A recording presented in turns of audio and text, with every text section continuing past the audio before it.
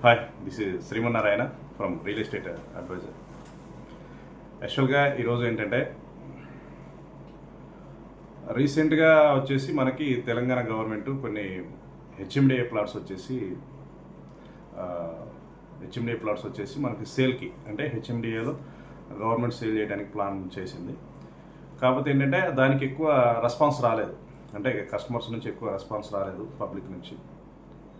దీనివల్ల చాలామంది ఏంటంటే అదేదో అంటే మనకు ఒక సామెత ఉంది, మనం ఎదకపోయినా పర్లేదు కానీ పక్కనోడు ఎదగొద్దు అనే కాన్సెప్ట్లో కొంతమంది ఆలోచన చేస్తూ ఉంటారు అన్నట్టు. అంటే అప్పుడున్న గవర్నమెంట్లో కొంచెం ఎక్కువ సేల్స్ అయినాయి అనేది వాళ్ళ ఆలోచన. ఇప్పుడు గవర్నమెంట్ పెట్టుకున్నా కానీ, అంటే పెద్ద గవర్నమెంట్ అంటేనే చాలా పెద్ద కాన్సెప్ట్ మనకి. గవర్నమెంట్ వాళ్ళు సేల్ చేసిన ప్లాట్లకి స్పందన లేదని లైక్ ఏంటంటే వాళ్ళు ఏదో సాధించాము అనే కాన్సెప్ట్లో పాపం అనుకుంటున్నారు. అది యాక్చువల్ ఏంటంటే దీనికి ఇదంతటికి ఏంటంటే కొంత రియల్ ఎస్టేట్ బయట గ్లోబల్ అమౌంట్ క్రైసిస్ ఇవన్నీ వల్ల కొంచెం డిపెండ్ అయి ఉంటుంది వాటి మీద కాన్సెప్ట్ అనేది. ఎందుకంటే కోట్లు ఇన్వెస్ట్మెంట్ చేయాలి కాబట్టి దానికి సంబంధించి కొంచెం ఆలోచించి చేస్తూ ఉంటారు. కానీ దీనివల్ల ఏంటంటే మనకే యాక్చువల్గా అది లాస్, ఒక రకం చెప్పాలంటే పబ్లిక్కి లాస్. అది అంటే డెవలప్మెంట్ ఏదైతే ఉంటుందో అనుకుంటున్నామో, ఎందుకంటే ఇవి సేల్స్ అవుతూ గ్రోత్ అవుతూ ఉంటే ఏంటంటే ఆటోమేటిక్ రియల్ ఎస్టేట్ రంగం అనేది పుంజుకుంటుంది. ఆటోమేటిక్గా ప్రతి ఒక్కరికి రియల్ ఎస్టేట్లో వర్క్ చేస్తూ ప్లస్ అది అపార్ట్మెంట్స్ కావచ్చు, విల్లాస్ కావచ్చు, లేదంటే ప్లాట్స్ కావచ్చు, హెచ్ఎండిఏ ప్లాట్స్ కావచ్చు, దీంట్లో మ్యాక్సిమం 50% పీపుల్స్ అంతా ఈ రియల్ ఎస్టేట్ రంగాన్ని నమ్ముకొని బతుకుతూ ఉంటారు. కానీ ఇక్కడ ఏంటంటే ఇది ఏమి స్పందన లేకపోయేకి ఏదో కొంతమంది అసలు ఇక గవర్నమెంట్ వల్ల ఏమీ కావట్లేదు, ఏమీ చేయట్లేదు అని ఆలోచన చేస్తున్నాను. అటువంటిది ఏం లేదండి. అవేంటంటే ఆటోమేటిక్ ఏంటంటే మన పబ్లిక్కే అది మైనస్ అవుతుంది. ఉన్న గవర్నమెంట్కి ఏం కాదు, వాళ్ళ సంపాదన వాళ్ళు చేసుకుంటానే ఉన్నారు, బాగా మంచిగానే చేసుకుంటున్నారు. అదంటే ఇక్కడ ఏంటంటే గవర్నమెంట్కి సంబంధించి మాట్లాడతలేదు. గవర్నమెంట్లు ఎవరు వచ్చినా ఏ పొజిషన్లో వాళ్ళ ఆదాయాలు వచ్చేసి ఎప్పుడు ఎవరు ఆపుకోరు. వాళ్ళ ఆదాయాలు వాళ్ళకి వస్తూనే ఉన్నాయి, వాళ్ళ ప్రాఫిట్స్ అనేది వాళ్ళకి వస్తూనే ఉన్నాయి. దీనివల్ల ఏంటంటే ఓన్లీ నార్మల్ పబ్లికే లాస్ పోతూ ఉంటారు. ఏదో అపోహలతో క్రియేట్ చేసిన అపోహల వల్ల అవుతూ ఉంటుంది. కాబట్టి ఇది పెద్ద విషయం కాదు. ఇది రియల్ ఎస్టేట్ రంగాన్ని అయితే, హైదరాబాద్ రియల్ ఎస్టేట్ రంగాన్ని అయితే ఆపేదానికి ఏమీ ఉండదు. రీసెంట్ అప్డేట్ ఏంటంటే ఎవరైనా ప్లాట్స్ కొనాలి అంటే ఫ్యూచర్ సిటీ ఇప్పుడు రేజింగ్లో ఉంది.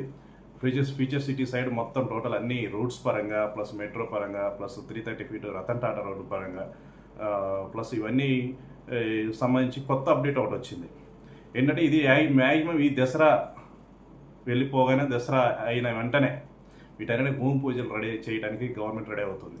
Plus at the same time future city సంబంధించి FCDA ఆఫీస్ వచ్చేసి కొత్త ఆఫీసు ఇనాగ్రేషన్ చేయడానికి కూడా దానికి రెడీ అవుతుంది. ముహూర్తం ఖరారైంది. ఇది అంతా మాట్లాడుకునే ముందు ఒకసారి మన కస్టమర్స్ ఎవరైనా ఉంటే ఫ్యూచర్ సిటీలో ఇన్వెస్ట్మెంట్ చేసుకోవాలి చాలా తక్కువ బడ్జెట్లో. ఇప్పుడు అంటే ఆల్రెడీ ఇప్పుడు స్టార్ట్ అవుతుంది కాబట్టి వర్క్స్ అనేది ఇప్పుడు తక్కువలో మనకి ఇన్వెస్ట్మెంట్ చేసుకుని ఉంటే ఫర్దర్ ఫ్యూచర్లో వచ్చేసి మనకి మంచి అప్రిషియేషన్ వచ్చేదానికి ఉంది. ఇలాంటి అంటే ఇప్పుడు కోర్ ఏరియా ఇప్పుడు ఇమీడియట్లీ మనకు వచ్చేసి వర్క్ స్టార్ట్ అవుతుంది.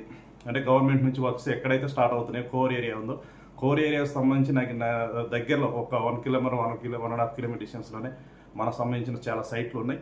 కాబట్టి ఏంటంటే ఎవరైనా తక్కువ బడ్జెట్లో ఇన్వెస్ట్మెంట్ చేసుకోవాలంటే మమ్మల్ని సంప్రదిస్తే దాన్ని బట్టి మనం మొత్తం టోటల్ అన్ని ఏరియాస్ మనం విజిట్ చేయించి వాళ్ళకి మొత్తం ఎక్స్ప్లెయిన్ చేసి ఎక్కడ వర్క్ అంటే ఇమీడియట్లీ గవర్నమెంట్ వర్క్ స్టార్ట్ చేస్తుంది అనేది మొత్తం క్లియర్గా ఎక్స్ప్లెయిన్ చేయడం జరుగుతుంది. అలాంటి దగ్గర మీరు ఇన్వెస్ట్మెంట్ చేసుకుంటే మీకు తక్కువ టైంలో ఎక్కువ బెనిఫిట్ పొందేదానికి ఆస్కారం ఉంది. ఎందుకంటే ఫ్యూచర్ సిటీ అనేది దగ్గర 14,000 ఎకరాల్లో రెడీ అవుతుంది. అది వచ్చేసి ఏంటంటే మనకి కందుకూరు శ్రీశైలం హైవే నుంచి యాచారం రోడ్ మన సాగర్ రోడ్ హై రోడ్ మొత్తం వెడల్పులో ఇట్లా వెడల్పులో ఉంటుంది. ఫ్యూచర్ సిటీ మొత్తం దాని చుట్టుముట్టు మొత్తం ల్యాండ్ చాలా ఉంటాయి. కానీ ఏంటంటే ఎక్కడైతే కోర్ ఏరియా ఇమీడియట్లీ గవర్నమెంట్ అనేది వర్క్ స్టార్ట్ చేస్తుందో ఆ ఏరియాలో మనం కొనిపెట్టుకుంటే ఏంటంటే తొందరగా అప్రిషియేషన్ రావడానికి ఉంది. ఇది గవర్నమెంట్ రీసెంట్గా లైఫ్ సైన్సెస్ హబ్ అనేది తొందరగా వర్క్ స్టార్ట్ చేయాలనే కాన్సెప్ట్ తోటి అది ఆ ఏరియాని మెయిన్ ఫోకస్ చేస్తూ ఉంది. ఆ ఏరియాకి దగ్గరలో అలాంటి దగ్గరలో మనం ఇమీడియట్లీ ఇన్వెస్ట్మెంట్ చేసుకుంటే తక్కువ టైంలో అంటే 3 to 4 ఇయర్స్లో మనకి మంచి అప్రిషియేషన్ రావడానికి ఆస్కారం ఉంది. అదే లేదు మిగతా ఏరియాస్లో కొంచెం బ్యాక్ అంటే సెకండ్ థర్డ్ ఫేజ్లో వచ్చే వాటిలో పెట్టుకుంటే ఏంటంటే అవి కొంచెం టైం తీసుకునే ప్రాసెస్ ఉంది. అంటే మనకు వచ్చేసి ఇమీడియట్లీ అప్రిషియేషన్ అనేది రావడం అనేది చాలా టైం పట్టేటట్టుంది. కాబట్టి ఏంటంటే ఇప్పుడు కోర్ ఏరియాలో ఇమీడియట్లీ వర్క్ స్టార్ట్ చేసే దగ్గర మీరు ఇన్వెస్ట్మెంట్ చేసుకుంటే చాలా మంచి అప్రిషియేషన్ వస్తుందని మనం తెలియజేస్తున్నాం.